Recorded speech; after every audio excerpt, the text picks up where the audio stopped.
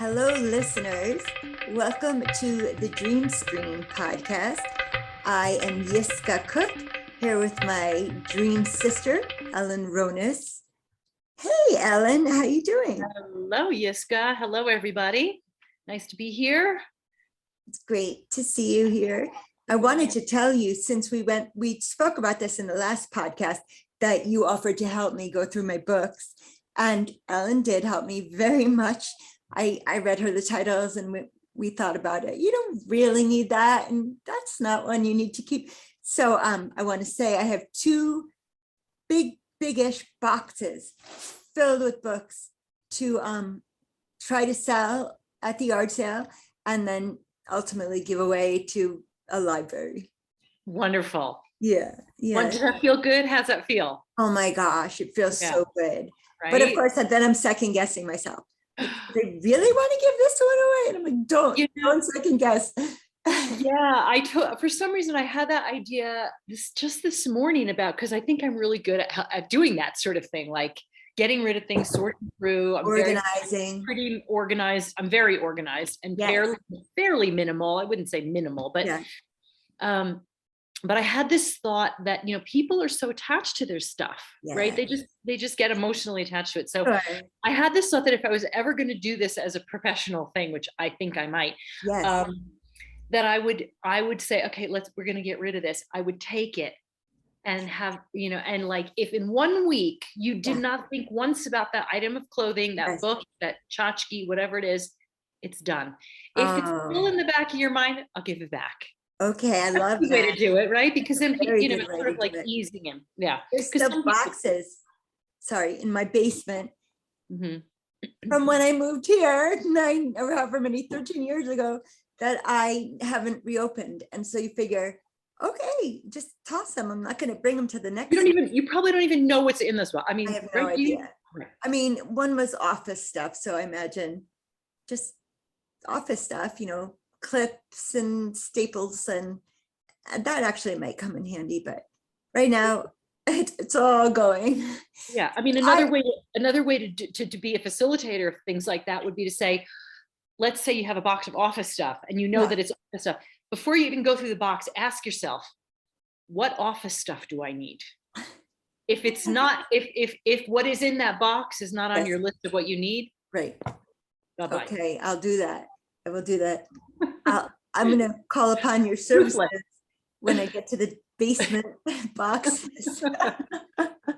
I'll be your test guinea. If anyone out there needs that type of service, I'm very happy to help out with that for a price, but I don't know what that price will be yet, but I think that this is definitely going to be part of what I do in the future. Yes. Because sorry. I just want to say, I just want to say I feel a sneeze coming, and if I sneeze, pardon me, but I didn't need to say anything else. What were you going to say? If you say you're going to sneeze, you're not going to sneeze. Of course. I was just going to say, what was I going to say? I forgot. You were saying you're going to charge for your service. You don't know how much. I just want to say that, it's not just about getting rid of stuff for me. Like it's for me, everything I do always has like a deeper meaning, right? Yes. So it's really about making room for more of yourself. Yes. I'm saying that just as a little plug for this, new potential business. Yes. But I am just saying that because that's how I experience it so profoundly. When I look at my closet now and it's organized and my clothes are not all smashed together and there's not like things on the top feeling like they're going to fall down. Oh, like my closet? Like mine was before too, it's like, oh my God, this feels so good. And I actually I'm wearing clothes that I didn't remember that I had. And because they were sort of in the back or tucked all the way to the side. It's really, it makes a difference. It really does. Because then I put different clothes on and I feel a little different. Yes. My energy feels a little different. I present differently in the world. Yes. And it's cool. I love it. I love it as a part of, I don't know, Yeah. Finding who am I now? Who am I now? Yeah. Who am I now? Exactly. Reinventing, recreating, and creating space to see what is now. I dream of being a minimalist, but I'm a little bit of a pack rat also. But I would like to minimize. I mean, I definitely would I'd feel better with minimal things around me. I think so. I think so. I mean, I certainly know I do. And I've asked people with that too, and they say they feel better too. You feel like you can breathe. There's more space. Space to breathe. Yeah, I love that. Yes. Anyway, dear, said you had some dreams. I have not been dreaming at all in my new space. It's been very interesting. That's so interesting. Yeah, I don't know. I think that I'm not, just the way I'm sleeping still. I think it's getting better, but I still think I'm a little on edge and I'm a little sort of confused. And maybe the feng shui is not so great in the bedroom, but I can only do so much with that. And somehow I'm not sinking deep into a deep sleep. So anyway, that's it for now, but I'd love to hear your dreams. Thank you. And I want to say that this has everything for me, and I'm not saying this is for everyone who has, THC, that for me, when I have a little ganja, although I feel better, I'm not as stiff in my body, I don't cramp up my legs, my feet, but I often don't remember my dreams. And I'm now in another place of not having that.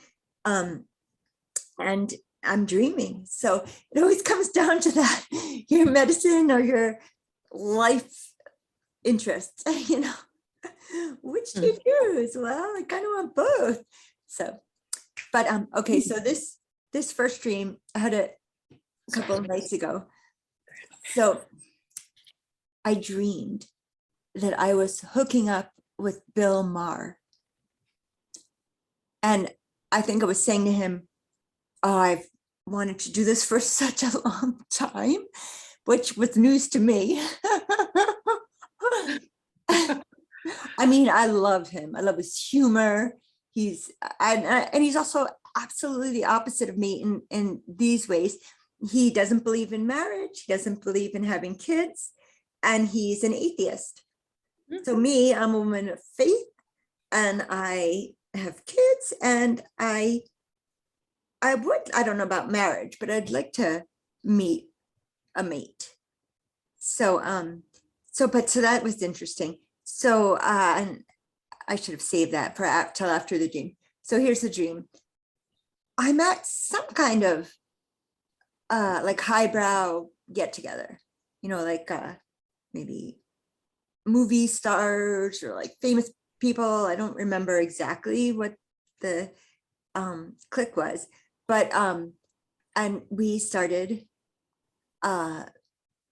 getting friendly, and first he was erect, and then he was flaccid, and then erect again. And I want to say to our young viewers, our young listeners, that happens to men later in years. But it was just for a little while, but then I was really glad when it corrected itself, because that was more fun for me. So that whole dream was just like a fragment. Okay. So how interesting. I love the fragments of dreams, because I think that there's just a lot there in a tiny little package. Yes, I agree. So do you have a title? Would there be a title to this dream? Getting it on with Bill Maher. Okay. I think I'm going to put this on Twitter, and I'm going to flag him. Oh my God. That doesn't mean anything, because he probably will never see it, but. Oh my God. Can you imagine if he did though? I really like him. And okay, so that would be part of my reality check question. Okay. Do you obviously really like him? So there is some kind of an attraction to his personality or humor or other things about him. You don't obviously know him personally. So yes. I think he's funny. I like how he converses with people on his panel. I really like him. And yes, I think he's handsome. And I have for decades, it's not like all of a sudden, no, it's been an ongoing crush, I guess. I guess it was a crush, is a crush. One thing annoys me about him is that his mom is a Jewish woman. His dad is an Irish Catholic, and he doesn't in any way consider himself Jewish. I guess he grew up as a Catholic, raised as a Catholic. So, but in the Jewish religion, you follow the matrilineal line. So in Jewish religion, if you're, and now anything really go, either parent could be Jewish if you want to teach your children that. But he, I guess, grew up not Jewish at all. And he never considers himself Jewish. He doesn't align with my people. Not, I say that kind of in jest because I feel like we're all a family, regardless of what religion we are, or no religion, but, or the human family. But that kind of annoys me regularly. Why does that annoy you? Because when he's talking about Irish, he says, my people. And it's like, yeah, it's those Irish people. But when he's talking about Jewish characteristics, or not characteristics, but whatever it is, if he's talking about, he doesn't say my people because he doesn't consider himself. I see. Connected. Okay. So it just annoys me because I think of it as his people because his mom's religion. But that's interesting that it bothers you. Like, who cares what he chooses to identify with? Yeah, no, but I mean, I'm not judging you. I'm just saying that it's well, if I'm going to be with someone, I'm just kidding. Oh, is that what I'm totally kidding because no, but I mean, I don't. What it is, it's your dream. Yes.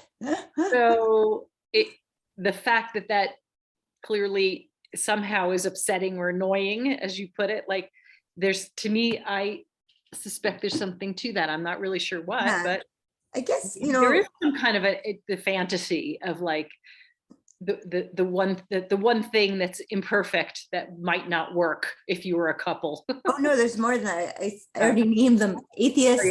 Oh, that's right. Yeah. No marriage, no kids. That's right. You said all that. There's a whole lot of things. Forget about him. You can have him in your fantasy. Right. Exactly. Yeah. So any other reality checks in terms of the place or any of that? It just I can't really picture a place, so I'm not sure where it happens. But as far as older men being flaccid, that's something I have experience with. Yep, that does happen. It does. Yeah. No, it's a whole sex with older men is a different animal altogether. Yes, it is. Yeah. I like that you called it an animal. Yeah. So that was it was funny because I told my stepmother, and she's very liberal, and she used to be a big fan because he seemed like a liberal person, but now he thinks that the far left is like as crazy as the right. So now he also dual opportunity making fun of, criticism. And so now she doesn't like him anymore because she's liberal. And but I told her that, and she said, oh no. And she said, he's too old for you. Like, honestly, I don't know that he is. I mean, maybe, but I don't know. He probably is, but whatever. How old is he? We don't know. I have no idea. He's probably in his 60s. Yeah. I'm in my 50s, It's fine. It's not too old. Yeah, really. Yeah, he's a politically literate person. I don't think he's old. That's actually in his favor. Yeah. So that was my first little fragment. And I had one other dream that makes me think that I'm lonely, is that I was hooking up with someone else. And this is probably also day residue, because then he, towards the end of the dream, I was leaving and I was hoping he'd come outside. I wanted another kiss from this person. but before going through the room, he saw a woman that he used to be dating or engaged to or something. And he connected with her. And I was like, oh, okay, not me. But then I went outside and then he came outside. So I don't know what that meant, but I was thinking, I just watched a reality TV show called The Ultimatum because I'm a geek. I mean, it's not even geeky because I'm a loser. Oh, hey. None of that. Kidding. But by the end of this, the men had to decide if they were going to propose to the girlfriend or if they're going to allow her to live with another one of the men for 3 weeks. And they were like, and a couple guys like were freaked out that the possibility of the girlfriend to go live with someone else, and they like proposed right then and there. They just, so it somehow reminds me of that scenario where, there's the old girlfriend and then the new, and I think I thought he chose the old, but then I don't know. That was just interesting. I don't have any real ideas about that. If you do, please jump in.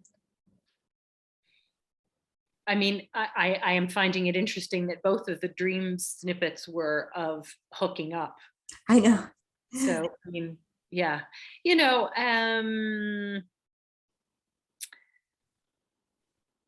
doesn't always mean what it means. Right. Right. I mean, I guess it depends, and I didn't ask you this. How did this all feel? Because that's really gonna be indicative of what the meaning is how it felt.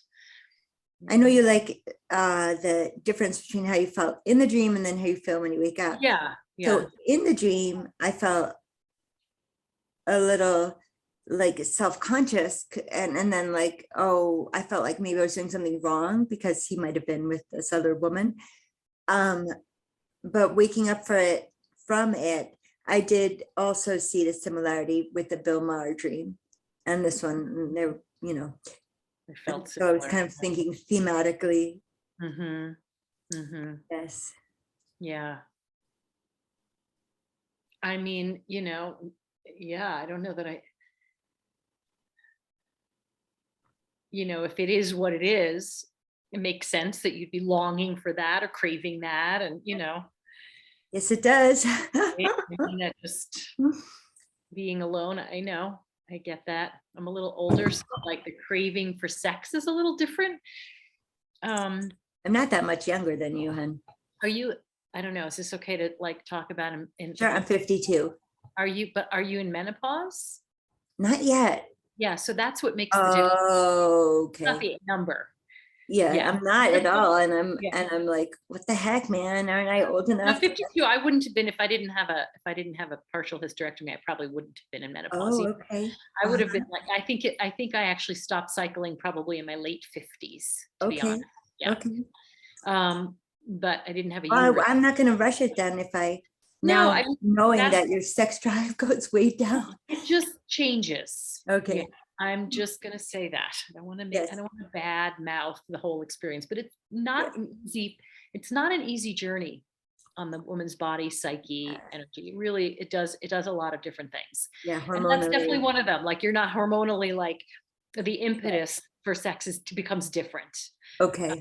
So you're not driven by somehow that. I don't believe that will happen to me, but if it does, you'll be the first to know. I would be surprised if it didn't, but I hope it doesn't. And maybe it doesn't for everybody, but every woman I know, that is what's happened. Ooh. And I'm not saying it goes away, it just changes. Yeah, okay. Just changes. Yeah. So anyway, why did I get into talking about that? We're talking about age? Just no, it doesn't even matter. Just saying for you, like if I'm you in the dream, my projection is, I'm like, I want that. I want that. Yeah. I want physicality, I want sex, I want a connection. But just to make out, And even like, okay, if we look at it sort of metaphorically, it's about intimate connection, right? And so hooking up. I mean, even that. hooking up, and you hook up a trailer to your car, hook up different aspects of your life, right? That, or just connecting. Exactly. And if I go deeper into the sort of Jungian exploration, it's like, well, okay, if you're every part of the dream, then it's like maybe hooking up with that sort of the opposite of you, your opposite, whether it's the masculine, feminine, or this belief, or that belief, or whatever it is, like hooking up to different aspects of yourself. Bring those two aspects together. Like so intimately loving some aspect of yourself. Yes. I mean, that's another way of looking at it. And it can be both things too. It can be that, and it can be, I'm longing for a sexual partner. Yes. Yeah, both and. Like both and many, many other things that I haven't thought of, I'm sure. Yes. But yeah, it seems pretty clear, that dream. It doesn't feel like it has like a million undertones. So it's interesting that you were in a place that, with the Bill Maher dream, you were in a place that was sort of fancy with. Yes. Was there anything, sort of like an awards, a party after an award ceremony? Like, so, but you said they were like fancy people or rich people or famous people. Is there anything that you can kind of get about that? Well, I have MS, and so one thing I think about probably more than I should is that I'll never be the woman with the high heels on and the shapely legs and the short skirt, whatever it is. I won't be that woman with the high heels on. So if a man really likes a woman with pantyhose and high heels, well, that's not me. Right. And guess what? That probably wasn't you before your MS. It was never me. What? Me too, and I don't have MS. Yes. In a million years, you were not going to find me with pantyhose, and probably not yet. That makes me feel better, I think. Yeah, right. It's easy to put it on the thing that's, that sort of limits you. Yeah, because not every, but most women on the red carpet for whatever award show it is or whatever is going to be wearing heels. And that's never been me, and it's not me. No, me neither. And okay, so that's an interesting piece of that, and that whatever feelings you have around that.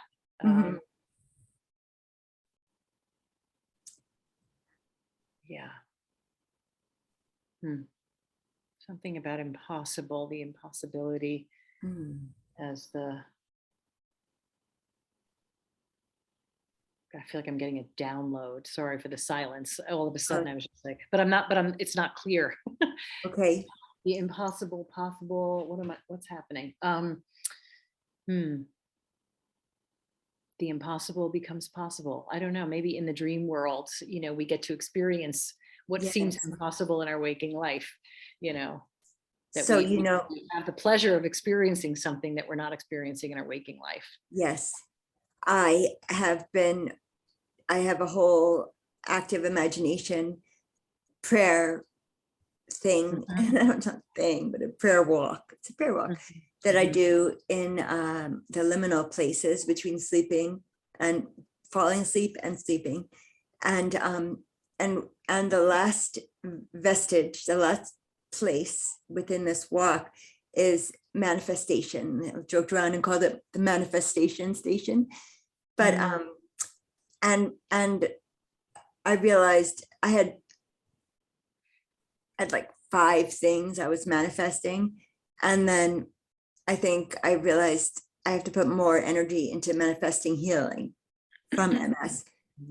But even in the manifesting dreams, I'm not trying to walk in heels. That's not anything that I'm trying for.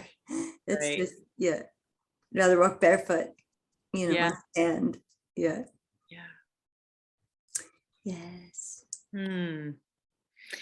Anything else that you want to know about the dream, or at least there was a little bit of a guilty feeling because maybe he was with the other woman, and then was I being like I mean, not a home wrecker, but a relationship wrecker or whatever. And I felt a little guilty about that because I wasn't sure. And also it was unlike me because I'm not going for any guy who has another woman on his arm. It's not what I want. And it's not my morals. I'm not going to do that. So that was a little upsetting to me in the dream because I was doing that. It's not something I would do in waking life.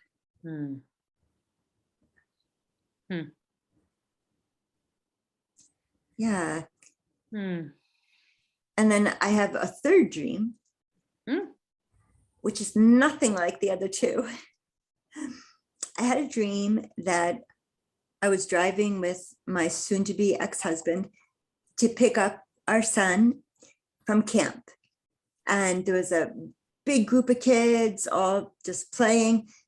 And we pulled the car up and all of a sudden I see this dinosaur, this like raptor walking, or maybe I think it was a four-legged. So I'm thinking it's a raptor, but mostly the four-legged dinosaurs were herd animals, right? And I guess they could be omnivore also, but they eat plants, they're herbivores. So, but I see this, and for some reason I think it's a meat eater, and we were picking up our son, and the dinosaur hasn't attacked anyone and hasn't threatened anyone either. But I'm feeling like, I don't know that I want my child to go back to this camp, knowing that there's a dinosaur around. And everyone else was calling it like a big lizard. It's like, it's not a lizard, or maybe it's a lizard, but it's a dinosaur, a lizard, or whatever. And why I think that's J residue is because my son has loved dinosaurs since nursery school, and he's 6th grader now. And now he still loves dinosaurs, but it went from just loving the dinosaurs to now he is interested in still playing. He's very playful, but also like paleontology. He wants to be a paleontologist, and the archaeology of it, the science of it. So it's maturing as he's maturing his interest. But of course, he still has the little boy fascinated with his toys interest. And I'll tell a really sweet thing. I'll tell it quietly. Can you hear me? He was going to a friend's house who also loves dinosaurs and who collects them. And he was bringing a bunch with him, a couple bags of dinosaurs. And I said, well, do you know, I said, do you know your dinosaurs? So like, which ones are yours? And he said, yes, I know all of their personalities. Oh my God, that is so adorable. And I was like, that's the sweetest thing I've ever heard. God, he's like totally projected like an energy into each one of them. Right. Like they have names. There's the girls, there's a group of the girls. Oh my God. Wow. That's so awesome. That's so awesome. And it's cute to hear him on the phone with his buddy talking about, oh, she's blah, blah, blah. She, that they love their little girls as much as they love the boy. Oh, this is very cute. So, so that was really the gist of the dream, but I'm happy to answer questions. Yeah, I mean, I guess all the questions, what would I say? Yeah, just, does it have a title? That seems... Okay. I mean, I just titled it Dino in my phone. Doesn't really say much about the dream itself, but because this is the only dream I've ever had about a dinosaur. And I guess the question too, just something about like dropping him off at a camp or a school and being afraid of it. Like, was it a fear of this big thing, like eating him or attacking him, or not singling him out from the other kids, but just feeling I don't want to. It's the same feeling of like, I don't want to send my kid to a camp where there's cougars, Right. who, Right. it was just that, like, what, and now that I think of it, that would be bad for me to like not let my kid go to camp with a dinosaur there. He would not be happy with me. Right. He would About that. like No. dinosaur. Well, that's interesting. That's an interesting little bit too. Yeah. Oh, yes. Oh, so true. Yeah, that he would That- love it. He Exactly. would just see it like his friends. Yeah. You get to know its Gets to actually, personality. yeah. And then, I guess the sort of, I don't know, metaphor of a dinosaur as being somebody really ancient, Yes. really old, really something in the past. Yes. I don't know what the significance of that is in your dream life, if there is any, but Yeah. It makes me think of fossil fuel. We find the fossils of the dinosaurs. That's the only way we know that they had lived. right. And but also the fossil fuel that is deep within the ground. It's like the dead plant life and the dead dinosaurs, all of this, Mhm. dematerializes, whatever, and somehow turns into fossil fuel. Mhm. Mhm. Yeah. And that's another thing I'm not, so jazzed about. Fossil fuel. Mhm. Yeah. Yeah, the earth, the whole. Yeah. Yeah, I know. I guess in a sort of a projection or something that it's making me think of is what you like, kind of riffing on what you just said, is the whole way that things are going in the world. And for me, I just had this thought this morning, that I just wish we could go back in time. Oh, I wish we could go way back in time before cell phones, yes. before, like, when you just, I don't know, you had your family and your neighborhood kids, and like Mhm.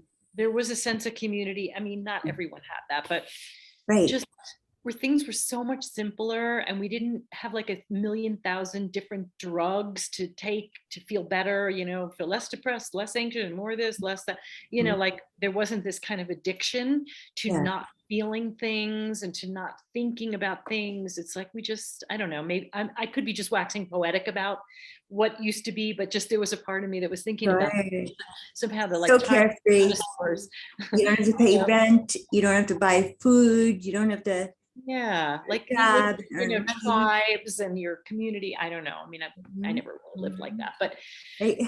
The in, idea of it. that's what I like. That's what I would like. But it just feels like Yeah. things are so progressed technologically and medically.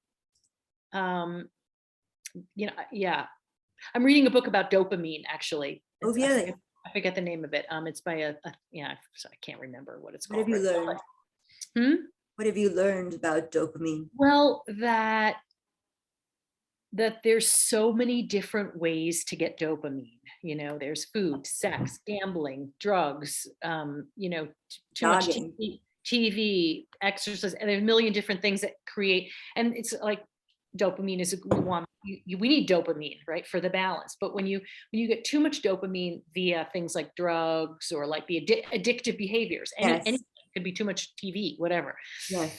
is like there's a balance between the pain and the pleasure. And if we get too much pleasure, too much dopamine, then the pain starts to come in to try to balance the scales, right? Yes. So it's just this constant, it's not like even a rebalancing, it's just like the dopamine system just needs more and more dopamine. Yes. Not the dopamine system, that's not the correct It's the scientific. hormonal system. The what happens with dopamine, Yeah. the neurotransmitters, Yes. it just needs more in order to feel okay. And that's where the addiction comes in. But we have so many, we don't want to, I don't know, they said something about not wanting to feel pain. Yes. So for whatever reason, it's like, in the olden days, back in that culture that we're fantasizing about, Yes.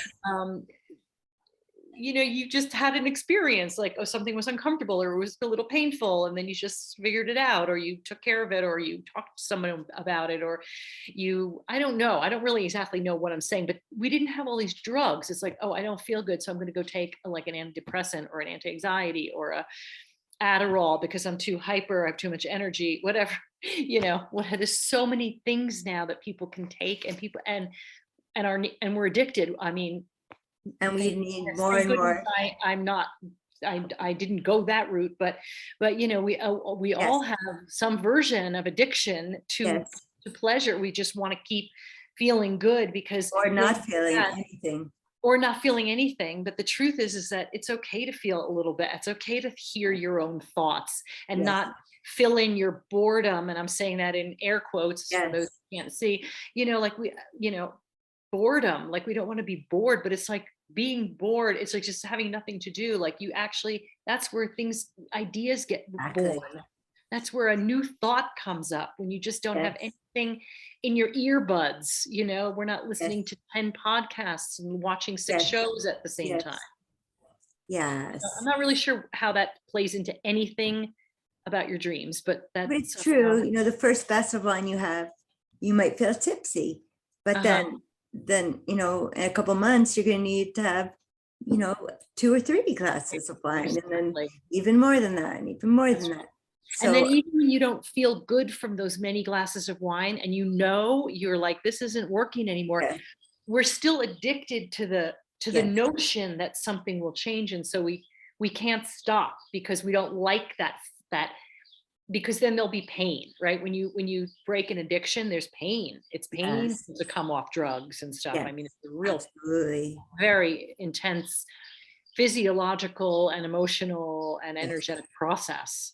And I mean, maybe this would be considered physiological, or is it just physical? Like if your body is addicted, like nicotine, there's like physical. 100%, absolutely. Physical discomfort. I think the physical discomfort's probably first in most of these things. I mean, you've seen movies about where people are detoxing from alcohol and they're vomiting and they're sweating, and it's definitely a physical process for 100% sure, but it's also emotional, because the reason we started doing the drug or the alcohol or whatever it is because something didn't feel good. And instead of dealing with what doesn't feel good, we just want to be like, I don't want to feel this. And I guess I've had that a lot. You have? I mean, not a lot, but some pain is so deep that I just didn't want to feel it. Yeah, and I get it. There's no judgment. I mean, I don't do the drug or alcohol thing, but I do Netflix. I just overdo the Netflix sometimes. I stay up. It's like, what? It's 1 o'clock in the morning. Go to fucking sleep already. Like, what are you doing? My eyes are like closing. Like, one more episode.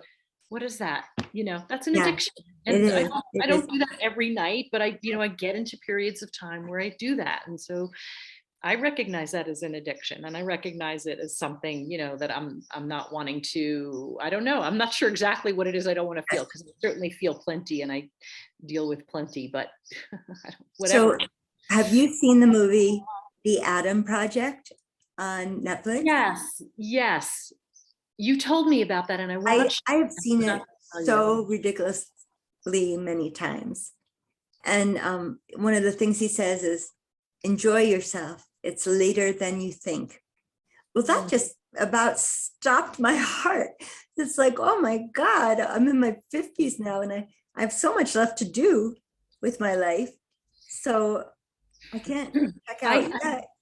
I get that. I feel that too. I feel like I'm turning 62 in a few days. Yes. On Thursday, I'm turning 62. Oh, happy birthday. Thank you. And it's like a little like that. I feel this like, I gotta hurry up and live the life I'm supposed to be living. And obviously I'm living the life I'm supposed to be living, whatever it is and whatever it seems to be. But I do feel like there's things that I want to do, and I don't exactly very specifically know what those things are, but I want to start to find out, because I do want to, really, and also just appreciate the isness of life right now. Like that, the isness of life. Yeah. That we don't have to kiss Bill or make out or hook up with Bill Maher in order to be like, even if we want to. Right. Nothing wrong with wanting to or doing it. Right. So yes. Bringing it round to the dream. Bringing all the. Bring it full circle. Full circle. Yeah. It's interesting because my son is sometimes really unkind to me. More than that, very sweet and very kind and loving. But if there's someone to be, angry with, guess who gets to be that someone? So that might have something to do with the dinosaur dream, because I know if I didn't let him stay at that camp, I would have an earful, and more than that, So that was the sense in the dream too, or you're just saying that like now, like was the sense that he really wanted to go, but you wouldn't let him? Was there? We hadn't told him yet. Oh, okay. Let him. Okay. I just went to pick him up, and I prediction. saw the dinosaur, and I was like, I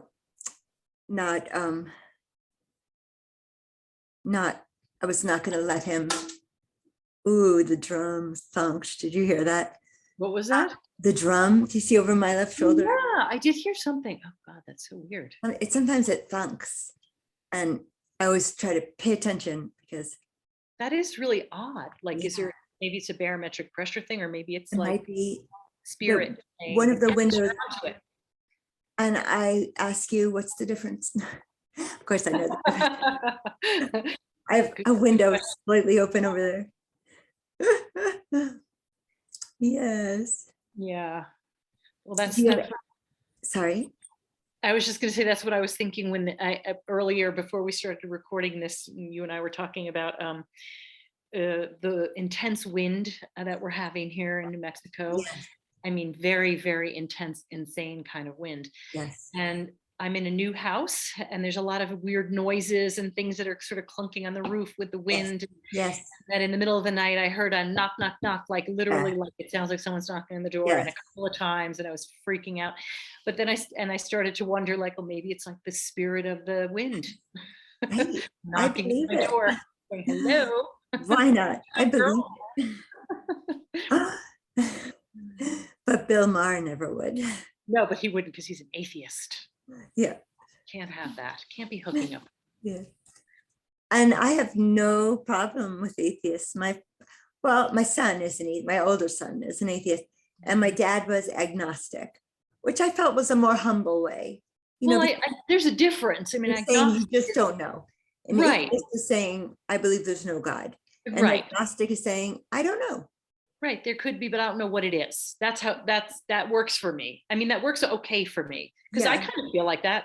I wouldn't call myself agnostic, but right. I would definitely, I don't know what God is, or I have no idea really. I mean, I could make up my own stories, and sometimes I have whatever connections. Sometimes I do. Yeah. I mean, but I absolutely believe in something, but yeah, atheist it's hard for me to be with somebody who's atheist. I couldn't be with somebody who doesn't believe in anything more than this earth plane. Just a roll in the hay. I think you could be with an atheist for a roll in the hay. Yes. And by the way, there you go. You'll roll with Bill Maher as long as you're not marrying him. He's not getting married. So so those dreams. And so I know we were talking about dream themes earlier, and of course those first two dreams I could see the theme, but then this third one, although the only thing is riding in the car with my soon-to-be ex-husband, but there was nothing even like overly friendly or anything. It felt pretty real to what is our life right now. And I have a sense it was up Clove Road in High Falls. And why I was thinking that is because Lev has gone to Wild Earth camps for many years, and that's up there on Clove Road. There's a couple of locations where they have it. And so in this dream, it was also in that location, but I don't really know where exactly, but I mean, I know it was on the right side of the road, whereas the Wild Earth camps happen on the left side of the road, but it felt familiar in that that's where he's been going to summer camp since he was 4 or something. Yeah. Yeah, doing something familiar with something that's kind of moving on, right? Just, yeah, I don't know. That's interesting. And that goes with the my dinosaur theme of Yes. the old dinosaur, the old ancient something old, you know? Yes. Yes. That's my projection. Yes. Yeah. Yeah. So I don't know, but doesn't all have to be connected, but No. Something you said about longing for a more simple time in the past. I when I was always a hippie, which the original hippies were one generation above us, or two of me. And so people would always say, oh, you were born in the wrong time. You should have been born in the early 60s. And I always felt like, no, I don't think so. I think I'm born just the right time. And then when you had said when times were simpler, I could relate to that for sure, but I don't want to be in a different time. This is the time for me. Obviously, because this is when I'm alive. We are, right, I exactly. dare you to refute that. Right. So well, yeah, I mean, I think it really isn't about wanting to be in another time as much as wanting to like explore different options, different ways of being in this insane world that we're in, but also cool, like the amazing technology and like amazing things that we can do. So it's like, how do we be with all that, but hold the energy, the principles, the values, of something more centered in myself, in the earth, in connection to community, like, Yes. Rather than just kind of going further and further out into the ether net or whatever. Exactly. The ether, period. I know for sure that I wouldn't want to. I mean, I believe in reincarnation, so I shouldn't really say this, but I don't want to be born any later than I was because, well, for one thing, I like folk music. But more importantly, it's just if people are going to have to not live on this planet, it's like this is not a throwaway world. Like I don't want to be alive to see humanity unable to breathe or have water to drink or anything like that. So yeah, I'm happy born in 1970, and that's feels just right. I don't want to come later. Yeah. I hear you. Which is something I need to talk to the spiritual world about. So I don't have to come right back. Isn't there something I can do here in the spirit plane? I don't know if I believe in reincarnation. Yeah, that's an interesting thing. Anyway, that's another discussion. Well, and I just want to say it's not only Hinduism, or, I'm not exactly sure the difference with reincarnation with Buddhism, but I know for sure Hinduism, and even in Judaism, it's called the Gilgul. And what's Gilgul mean? It means the next incarnation. Many incarnations, and it's the Gilgulim, our incarnations. And so that's a part of this, this, what do they call the three main, I want to say Western, but it's not Western at all. It's Middle Eastern. Judaism, Christianity, and Islam are the Abrahamic traditions. So I just want to say that's also true of the Abrahamic traditions. And I think I saw a YouTube video that was titled, "They Made Everything Up," the people who wrote down the religions. And I'm like, well, yeah, sure. Like, I'm not going to argue with that. I'm not a literalist at all. So that's very likely that it was man-made. Yeah, I always think all these sort of spiritual and religious principles are sort of ways to explain the inexplicable. Yeah, exactly. like things that happen that are just beyond, it's this on the soul level that we just can't explain with science or with the practical, language that we have. So science wasn't as developed then. Yeah. So they make up stories, and they make up, parables, and they make up all this stuff. Yes. To explain something, to explain a concept. And yeah, interesting. Yeah, it's very interesting. I need to move on. Yes, and well, I'm done. Yeah. Good. I hope that you feel complete.